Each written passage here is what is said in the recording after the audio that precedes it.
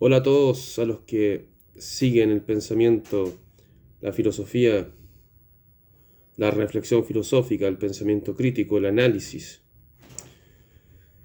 Bueno, en esta oportunidad voy a seguir con lo que estaba grabando, que es una seguida de videos sobre qué es el pensar, qué es el ser, reflexiones filosóficas sobre los distintos filósofos, escritores que he ido leyendo. En el video anterior estuve con mi hermano gemelo hablando sobre poesía y filosofía. También nos detuvimos ahí para poder reflexionar sobre un poema que él mismo nos recitó de un escritor nacional. Bueno, voy a compartir las distintas lecturas que he tenido y para eso vamos a ir a Hegel, ¿cierto? Este filósofo alemán que es bastante complicado de comprender y aún estamos, aún estamos en el proceso de intentar comprender lo que decía este tremendo filósofo, que es un filósofo histórico que se dedicó a la historia del ser. Hay una relación entre el ser, eh, hay tal pensamiento como actividad, que también es uno de los postulados de Hegel. También se entiende sobre que el idealismo alemán es una de las bases o principios fundamentales en este filósofo, donde el pensamiento está por sobre la materia, en cierta medida, por cierto, porque para que exista algún pensamiento necesitamos un sujeto. Es decir, todas las representaciones que se nos dan a diario necesitan que un sujeto pueda recibir estas interpretaciones. ¿Ya? No es que la cosa piense al ser, ¿cierto? No es la cosa en sí que lo piense, y es lo que un poco también abogaba el idealismo alemán. Bien, una de las cosas principales de Hegel es la libertad. Y es la libertad no entendida como libertinaje, sino que más bien es una libertad subjetiva. Porque Hegel entendía que los seres humanos siempre estamos constituidos por violencia, en el sentido que siempre cada ser humano va a tener una libertad subjetiva que va a querer ir desarrollando en su existencia. Y esto se da a través de un proceso que se llama autoconciencia, en donde la conciencia entiende a sí mismo, ¿cierto? Y la forma de entenderse a sí mismo a través de un desarrollo personal e individual para que éste se pueda un poco autorrealizar dentro de una sociedad. Esto no significa que las personas van a estar siempre en conflicto en sentidos de odio, de violencia o de guerra, sino que más bien las personas se reconcilian en ciertos actos sociales, ¿cierto?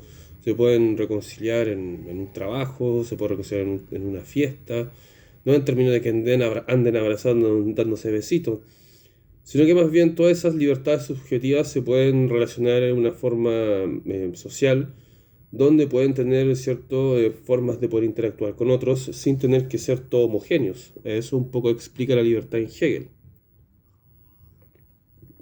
que por cierto se vende mucho actualmente de que todas las personas de esa falsa tolerancia o de ese totalitarismo sonriente donde todos no deben tener ciertas libertades para poder desarrollarse.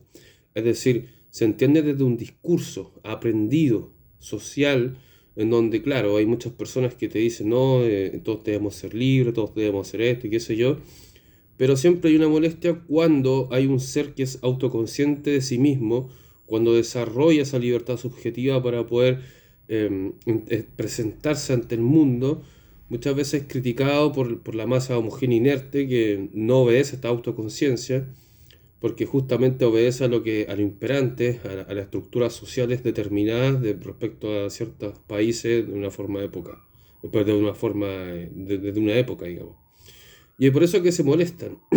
Entonces, por eso digo que hay una especie de totalitarismo sonriente y que te impide un poco desarrollar esa libertad subjetiva y que incluso en muchas ocasiones te podría ocasionar ciertas dudas para que tú puedas seguir haciendo esto, lo cual es muy natural entrar en esas crisis existenciales.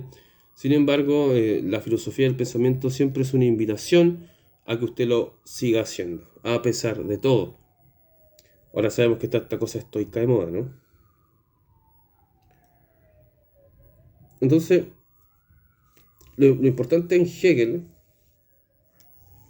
es que el hombre es una actividad dentro de la actividad del pensamiento. Bien, efectivamente, este pensamiento se debe hacer carne. Y son muchas críticas que Marx le hacía a Hegel después, donde decía que Hegel solamente tomaba lo abstracto y no estaba pensando, no estaba tratando de ir a la práctica, a la praxis. Recordemos que Marx consideraba que todo pensamiento era un acto revolucionario si es que este pensamiento tenía como destino criticar el sistema imperante y a la vez también querer abolirlo. Llevarlo a la práctica ya era una praxis revolucionaria en Marx. En el caso de Hegel, como digo nuevamente, el pensamiento efectivamente tiene un origen abstracto. Sin embargo, es difícil probar que todo representamiento, toda idea, concepto o representación, disculpe, no tiene relación, o sea, tiene que ser percibida por un sujeto y no así por una cosa. Teniendo en consideración que es percibida por el sujeto, es muy difícil de poder derribar el idealismo en ese sentido. Entonces, vamos a ir... bueno, muchas veces se habla sobre la dialéctica en Hegel. Y muchas veces se entiende sobre la tesis, antítesis y síntesis. Pero en Hegel, acá la dialéctica cumple un rol mucho más importante que eso, que es la relación entre lo particular y lo universal. Muchas veces, bueno, actualmente como está de moda esta cosa del liberalismo, del neoliberal, donde te dicen muchas veces yo soy un individuo, yo soy una persona singular, qué sé yo, mi libertad como individuo. Lo que hay que considerar es que para que usted sea un individuo es de suma importancia que usted pertenezca a una comunidad. De no existir una comunidad, usted no puede concebirse, o no puede ser un individuo, digamos, ¿cierto? Porque lo esencial no solamente existe en lo particular, sino que también en lo universal. Y de nuevo voy a lo mismo, esto no significa tener una forma comunitaria forzada, sino que más bien es una forma de explicar de cómo nos movemos los seres humanos.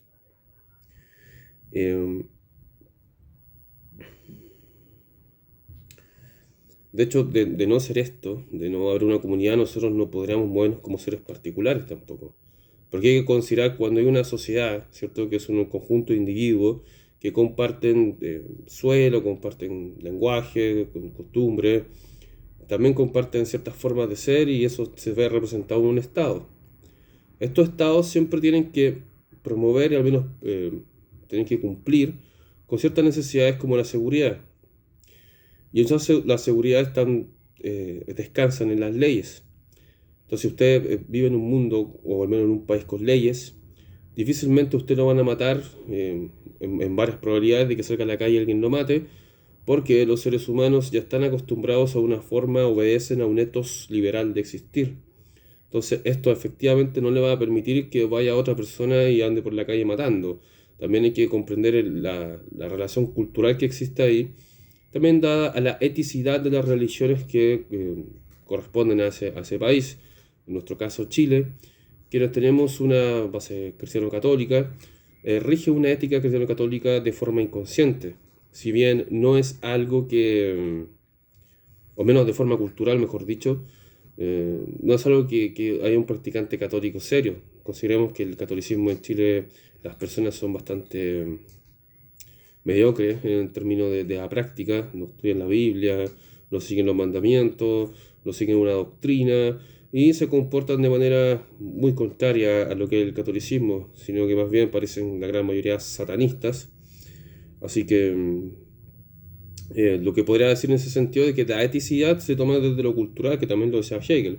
Por lo tanto, en Chile lo que podemos decir es que tanto además como las leyes, que también en el caso de que alguien viole una ley va a ser castigado, eso también no permite que las personas se maten entre ellas, a pesar de que muchas veces, como los seres humanos somos animales racionales, está ese instinto animal, ese instinto de querer asesinar a otro, y eso, para eso están las leyes finalmente, para poder armonizar eso o regirlo, ¿cierto? Para que no sucedan ese tipo de situaciones. Pero a veces igual suceden porque la educación, que es fundamental en esto, no solamente la educación de un establecimiento o institución, sino que más bien de los seres particulares que también pertenecen a esta nación, deben educar a sus hijos. Y aquí hay una frase muy interesante de Hegel. Bueno, esto también tiene que ver con un libro de Carlos Pérez Soto, muy interesante, que es sobre Hegel. La fruta no existe fuera de la piña, y es lo que estoy hablando sobre los seres particulares que pertenecen a una comunidad, ¿cierto? O sea, usted no puede hablar de la fruta, la fruta es la piña, es la manzana, el plátano, digamos, no existe fuera de eso. Y en este caso los seres individuales no existen sin comunidad, ¿bien? O los particulares.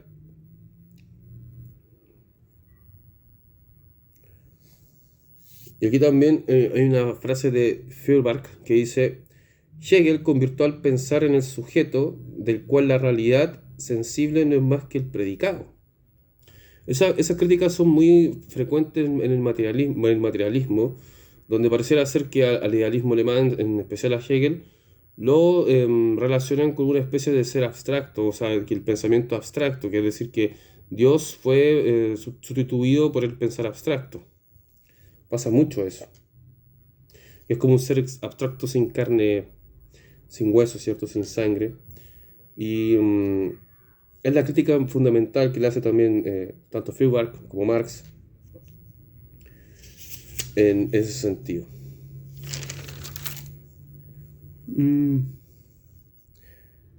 Y aquí está un concepto interesante en Hegel que se llama la superación, no sé alemán, pero se escribe así como Aufhebung. Aufhebung. Y la finalidad de esto es la autoconciencia, como ya he dicho anteriormente, que es la forma de conocerse a sí mismo, es una forma de revelarse a sí mismo, de reconocerse. Y esto es de lo que aún yo no tengo conciencia. Por ejemplo, si estudio filosofía, la encuentro en la filosofía, y estudiar filosofía es una forma de poder reconocerme a mí mismo a través del pensamiento, de las reflexiones, de la profundidad de la existencia, que quizás no lo pude hacer anteriormente, años antes de mi vida, por X motivo, porque estaba desarrollando una conciencia con otras cosas, con otra disciplina, o simplemente porque estaba sumergido en las estructuras sociales que determinan mi existencia, como ser particular. Me refiero a lo que impera en los sistemas como estructuras sociales y económicas. Y eso evidentemente afecta mucho a los seres humanos. Y bueno, y muchas veces por eso todos tienden a una forma de ser en particular, que es lo que más o menos define las sociedades, que vienen desde arriba hacia abajo, es decir, desde las burguesías, quienes son las clases dominantes de las naciones. Más o menos ellos lo que hacen a través de la política, del Estado, de los medios de propaganda, de comunicación, es promover que los seres humanos sean de determinada manera. El consumismo, por ejemplo, la American Way of Life, que ya está bastante deteriorada, por cierto, está muy criticada por ciertos politólogos, está criticada por seres de a pie también, donde ya no se creen mucho eso. Pero de alguna otra forma los medios de comunicación siguen insistiendo en esto, en que el American Way of Life debe ser la forma de vida de los seres humanos. Pero si le estudiamos un poco, analizamos el análisis geopolítico, vemos que tanto China como Rusia ya están aplastando a Estados Unidos en ese sentido. Y es por eso que cada día más probablemente vayamos viendo un vacío cultural existencial en nuestra nación, Chile, porque ya no está entrando mucho los de Estados Unidos, entonces complicada la situación en ese sentido, aparte que en esa globalización que vivimos actualmente, porque ya no sé si llamarle globalización, pero digámosle anglobalización, ¿cierto? Donde todo lo anglo entra por todos lados y se quiere quedar de alguna manera. Así que eso también define, sin duda alguna, a los seres humanos.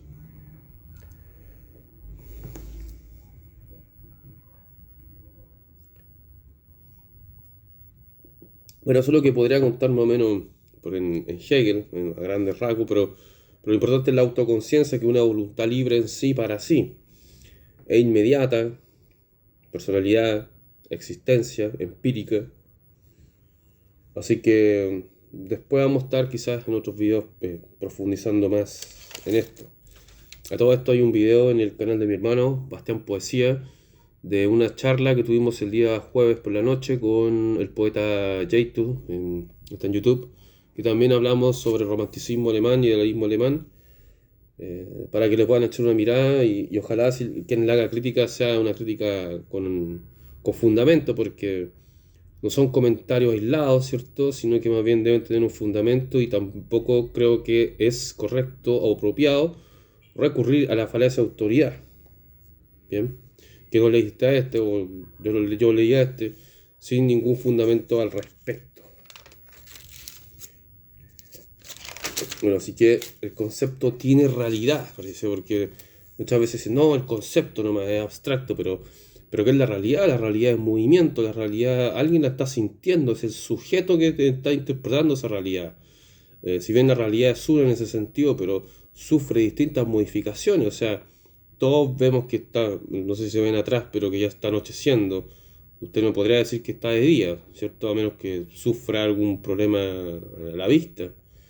Pero sí, podemos decir que, al menos en términos de la realidad, ¿cierto? Que es un pensamiento, porque muchas veces no, la realidad es esta, la realidad es que tú tienes que hacer esto y lo otro. La realidad de la Edad Media era distinta a la realidad de la Ilustración, digamos. Entonces, la realidad de la modernidad actual también es distinta a las realidades sociales, estructurales de la otra. Van sucediendo distintas configuraciones en ese sentido, ¿no? Hay formas ahora de democratizar a las personas, hay formas de que las personas respeten a través, tengan la tolerancia, que es un arma de doble filo a veces. Entonces, eso también hay que considerarlo porque no es una cosa relativa, sino que es una cosa dinámica, ¿bien? Que se va modificando durante la época histórica, donde eso va sufriendo cambios las civilizaciones, no son fijas, ¿cierto? Imagínense que ustedes creyeran en un Dios de hace 2000 años como Estado, y yo digo, yo soy católico, pero cuando tú lo crees, ¿cierto? De una forma imperante, un Estado forzada, ahí es cuando pasan ciertas cosas que lamentablemente, no sé si decir lamentablemente, pero las cuales no tendrían ningún tipo de cabida en la actualidad, porque es una forma muy responsable también de hacer historia. O sea, yo no puedo hacer historia tomando el siglo XXI con el siglo XII, ¿cierto? Eso así no se hace historia, porque son épocas completamente distintas. Hay que comprender el contexto histórico. Y con esto no quiero criticar la religión, sino que más bien personas que viven en el siglo XXI quieren vivir como en el siglo X, ¿cierto? Ese es el gran problema, yo creo, cuando pasaría a llevar a las personas que están acostumbradas a vivir de otra manera o que siempre han vivido de esa forma. De hecho, curiosamente, las mismas personas que consideran que hay que vivir como en el siglo X a través de un estado político, ¿cierto? Tampoco lo vivieron de esa manera. Que se puede ir cambiando, por cierto, se puede ser a través de la libertad subjetiva, ¿cierto? Y que quizá en algún momento eso pueda pasar, cosa que dudo mucho porque las civilizaciones generalmente no toman cosas de antes. Puede ser que hay una mutación, digamos, pero no como fue hace 7, 10 siglos atrás. Y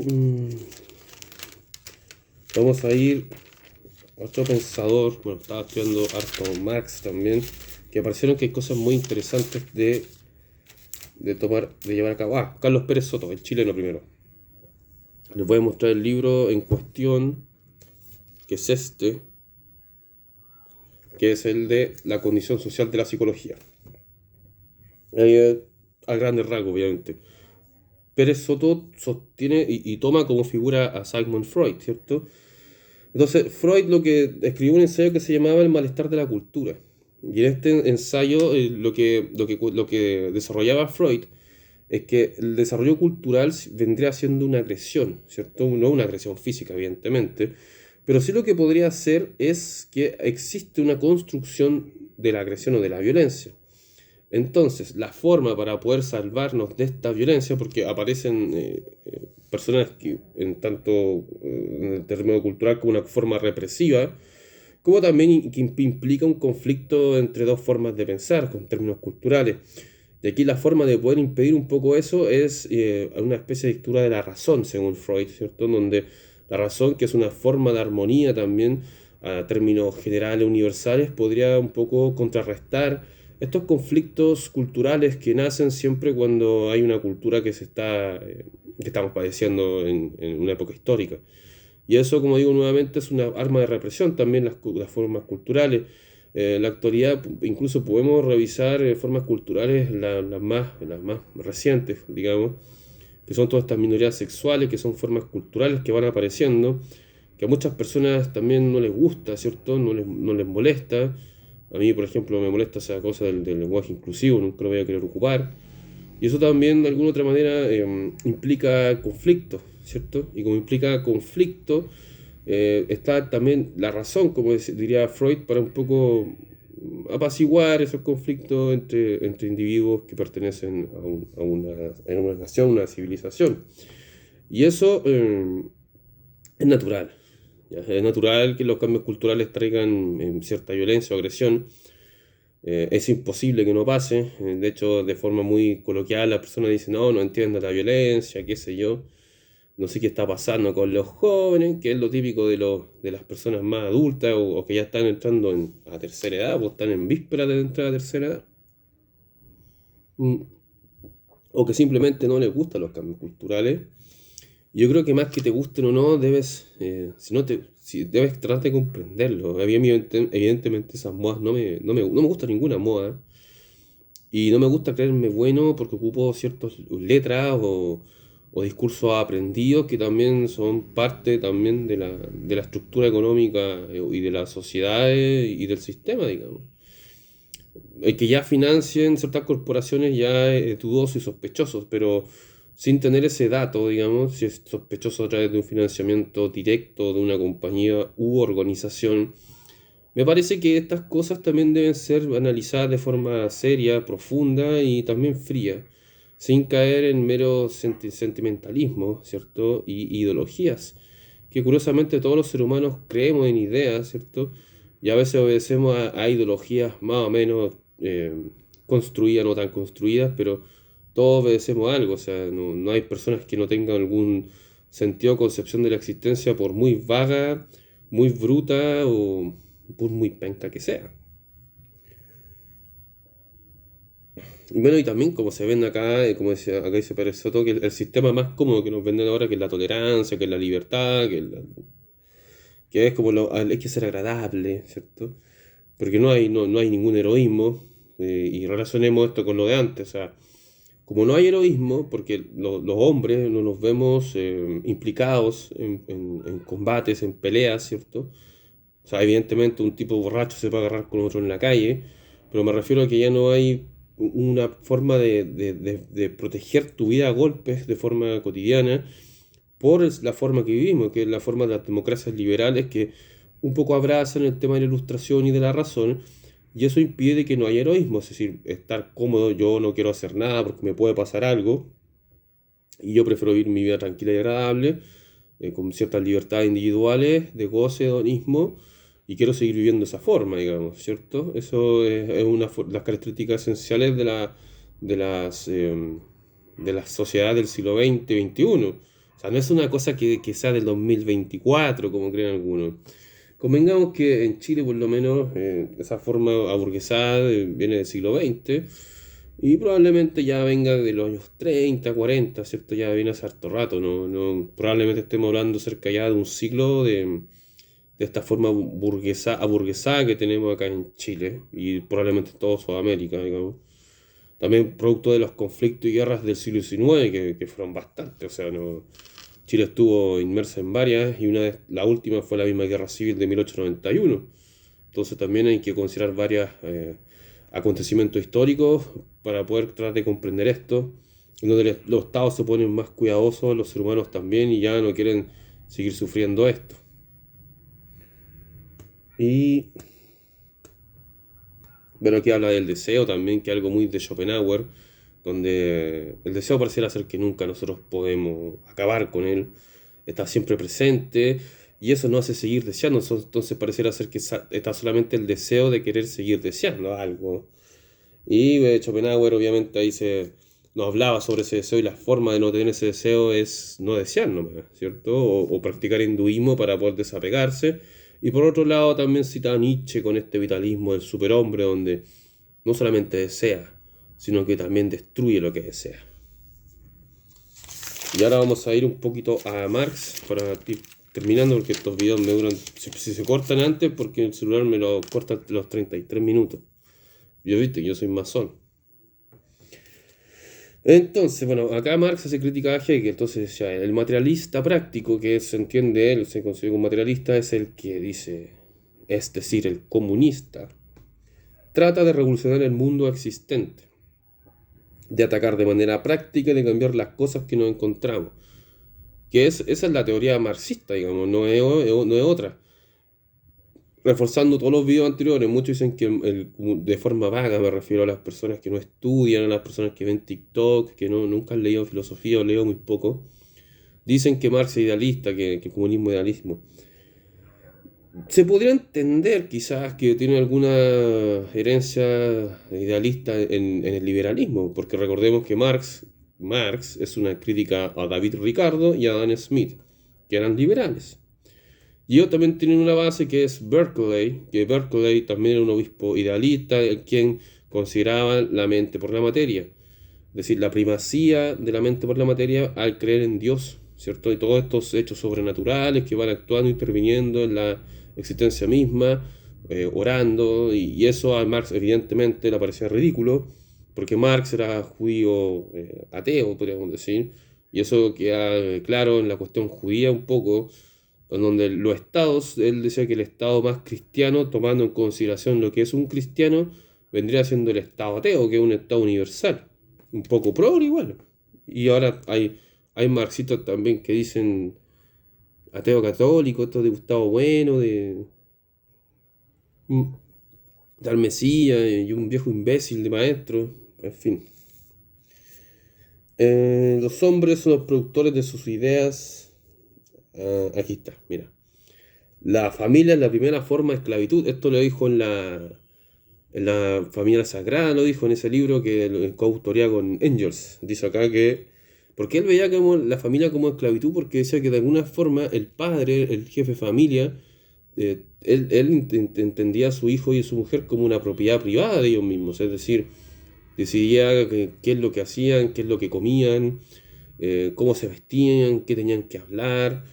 Obviamente no en todos los casos así, pero en cierta medida igual hay un poco de razón en donde la figura paterna, ¿cierto? Representa un poco ese principio de autoridad en una familia que una comunidad, de otras maneras, para poder tener un cierto orden. Y eso Marx decía que era una especie de esclavitud, considerando que él tenía a su hijo, a su mujer, em, como la propiedad privada. Este libro de Marx lo puede mostrar también, que es muy bueno. Es una antología de Marx y miren, es muy voluminoso. Y recoge textos del Manifiesto Comunista, del Capital, de la ideología alemana, de los manuscritos de París, de la filosofía de la miseria, que es la crítica a Proudhon, la crítica de derecho a Hegel también, pero es muy bueno, y bueno, hay otras cosas más. Bueno, y acá lo que quería detenerme es, el comunismo empíricamente solo puede darse como la acción coincidente o simultánea de los pueblos dominantes. ¿Se entiende? El comunismo empíricamente solo puede darse como la acción coincidente o simultánea en los pueblos dominantes. ¿China será? Aunque China dicen algunos marxistas que no es comunista, otros dicen que sí, pero ahí hay una especie de debate todavía que pareciera ser que es capitalismo de Estado. Pero bueno, ¿para qué hago entrar en cosas tan complicadas? Y aquí hay otra cosa que me interesaba también compartir con ustedes, que tenía que ver mucho con la dominación mundial. Bueno, aquí está. Entonces, ¿qué dice acá Marx? Dice acá que los pueblos dominantes presupone de fuerzas productivas el intercambio universal. Ya estamos hablando acá de una especie de neoliberalismo, dirán algunos. Se presupone a través de la competencia y el mercado mundial. ¿Qué vendría siendo el mercado mundial? Porque acá dice el mercado mundial. Su acción solo puede llegar a cobrar realidad como existencia histórica universal. Entonces, el comunismo movimiento real que anula y supera el estado de las cosas actuales. Y esto lo dijo en la ideología alemana. Entonces, aquí Marx está hablando sobre un mercado mundial. que lo que podríamos decir que es la globalización, que lo que pasó con el dólar o lo que va a pasar con el yen, ¿cierto? Pero podríamos interpretarlo de esa forma. O sea, ¿qué es lo que quería Marx finalmente? ¿Era un gobierno mundial, homogéneo, universal? Porque eso, como digo, nuevamente aparecía en la cuestión judía, del Estado universal cristiano, ¿cierto? Entonces acá, todo esto, bueno, y obviamente hay que profundizarlo mucho más, pero todas estas frases o estos pasajes, digamos, tienen una contradicción con lo que hablan a muchos marxistas actuales, como el señor Mesías, ¿cierto? Que dice que hay que haber un marxismo patriota, nacionalista, y que curiosamente los nacionalismos que están saliendo actualmente obedecen una lógica de izquierda. Interesante, ¿no? Y esto yo ya lo habíamos escuchado antes en muchos escritores donde te hablan de que el marxismo obedece a la lógica neoliberal. Bueno, no sé qué piensan ustedes. Complica la situación, Marx es muy interesante leer y muy importantísimo para poder ir comprendiendo un poco los fenómenos que nos van aconteciendo en el siglo XXI. Así que muchas gracias a las personas que ven el canal. Pronto estaré subiendo más videos. Y me gustan las críticas, pero que sean fundamentadas, ¿bien? Eso es muy importante. Así que muchas gracias a todos. Nos estaremos viendo en una próxima. ¿En qué es el ser? Estando ahí. Hasta luego.